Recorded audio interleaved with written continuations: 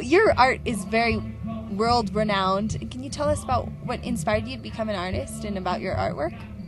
The surrounding here in Shanto Canyon, all the red rock colors and then all the evening colors when the sun goes down and also at sunrise. This is where I grew up, and I could take you to any of those spots and we could sit in sand, and like if it's in the middle of the day we could bury our feet in the sand. It'll be nice and cool. And I used to dig a hole in the sand and lay in there like a lizard, you know. I really don't have to search anything. I grew up in it, so I just put it on paper. One of my art professor one time said, put something personal in your work. And so I just put chairs in it. And people sort of got a wind of what I did with the chairs, you know, sort of hid them and put them in there in certain places. So yeah, everybody had to work to look for them.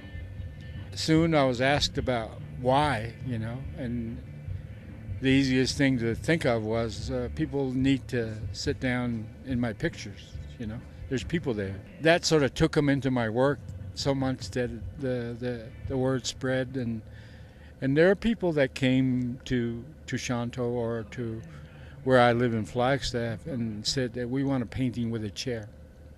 So it didn't matter what the images were or what kind it was, so there was a chair.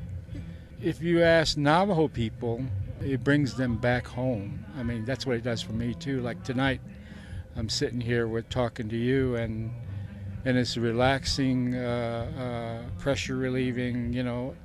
You just leave everything behind and you come home. Some of the art that I do also encourages the younger generation of Navajo people.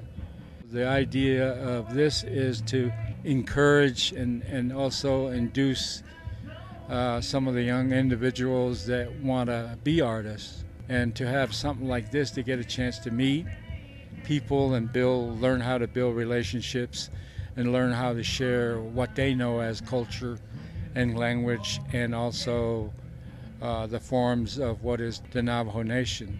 In the last 5 years of doing this, we have taken a young artist every year, or a new artist, and tried to give them a direction, try to answer some of their questions, assist them in a way that they will prosper. So can you tell us about Art of the People? Art of the People is a group of artists that have really been places because of their artwork. They have credibility, they think, and then also they have knowledge about how to not only create the artwork, but also represent themselves and also represent their work in a way that it inspires, gives a direction.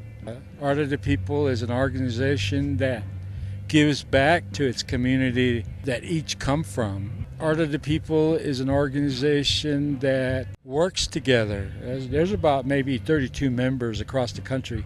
The idea of Art of the People is Dene Benachai, which means the art of the human beings, the art of the five-fingered individual of the world, which means everybody, don't have to be just Navajo. So we have members across the country, and we work with artists that come from many nationalities. And that's the thought behind it, is to be independent, self-reliant. What do you need to know to be the artist that you want to be? That person that will build his own market so he can exist by himself. Making connection, building long-lasting relationships. The concept behind Art of the People, to educate, to share, to mentor, to give tools, hands-on, how to be a person that comes from somewhere and has a good idea what he or she wants in life.